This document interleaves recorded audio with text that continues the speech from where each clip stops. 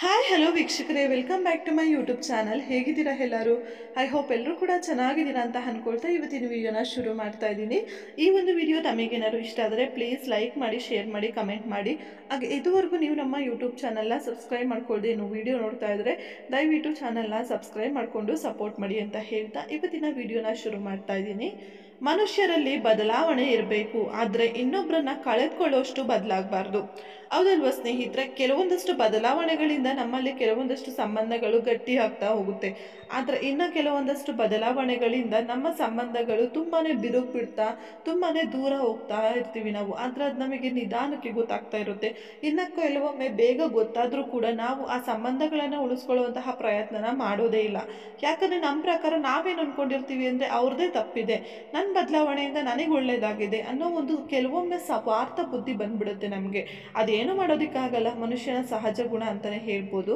ಆದರೆ ಒಮ್ಮೆ ಬದಲಾವಣೆ ಆದಮೇಲೆ ನಿಮ್ಮ ಜೀವನದಲ್ಲಿ ನಿಮಗೆ ಏನೇನೆಲ್ಲ ಅದರಿಂದ ಪ್ರತಿಫಲ ಸಿಗ್ತಾ ಇದೆ ಅಂತ ಖಂಡಿತವಾಗ್ಲೂ ಒಮ್ಮೆ ಆದರೂ ನೀವು ಯೋಚನೆ ಮಾಡಲೇಬೇಕು ಸ್ನೇಹಿತರೆ. ಆಗಿದ್ದರೆ ಮಾತ್ರ ನಿಮ್ಮಲ್ಲಿ ಆಗಿರುವಂತಹ ಬದಲಾವಣೆ ನಿಮ್ಮ ಜೀವನದಲ್ಲಿ ಒಳ್ಳೇದಾಗ್ತಾ ಇದೆಯಾ ಅಥವಾ ಕೆಟ್ಟದಾಗ್ತಾ ಇದೆಯಾ ಅನ್ನೋದು ನಿಮಗೂ ಕೂಡ ಅರ್ಥ ಆಗುತ್ತೆ.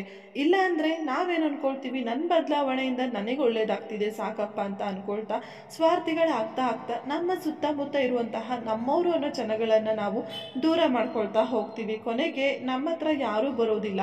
ಇನ್ನು ನಾವೇ ಅವ್ರ ಹತ್ರ ಹೋದರೂ ಕೂಡ ಆ ಮುಂಚೆ ಇರುವಂತಹ ಸಂಬಂಧ ಅದಿನ್ನೂ ಹಾಗೆ ಉಳ್ಕೊಂಡಿರುತ್ತೆ ಅಂತ ಖಂಡಿತವಾಗ್ಲೂ ನಾವು ಹೇಳೋದಕ್ಕೆ ಆಗೋದಿಲ್ಲ ಸ್ನೇಹಿತರೆ.